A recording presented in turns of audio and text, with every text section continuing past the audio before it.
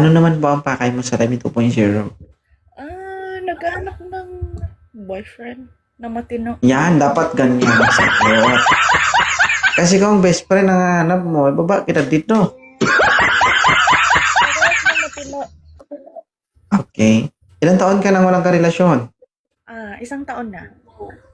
Ibig sabihin, isang taon ka nang hindi nakalunok ng gatas. Hindi ako umiinom na gatas. Hindi ka umiinom. Oo, hindi. Kape lang. Magpa-check up ka. Unhealthy ka. Okay?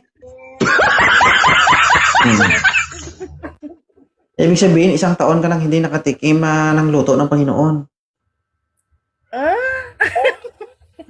Gutom na. Hindi. Hindi naman. Hindi naman nagugutom. Pero gustong kumain. Hindi ka nagugutom pero gusto nang sumubo.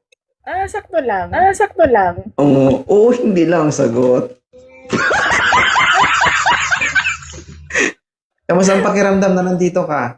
Kinakabahan ako. Nanginginig ako. Hayaan mo, maya-maya basa ka na.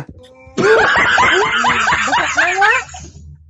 Basa na ba? Oo, basa na. Pahid-pahid muna. Huwag ka malikot, ha? Mahilo ako, mauna akong mahimatay sa'yo. Ano ba yung ideal man ni Chenny? Lahat naman hinahanap yung mabait. Matino. Tsaka, syempre, tanggap ako. Akala ko malaki.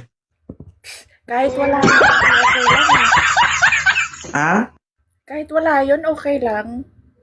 Maniwala sa'yo. Oo,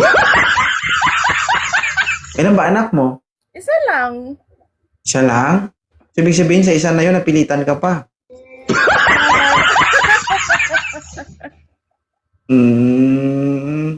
Nasasabi mo lang yan kasi wala pa. Iwan ko lang kung makatikim ka. Alam ko lang. O guys ha, mabait. Mabait ang hanap nito. Kaya kung mabait ka, makiat ka na.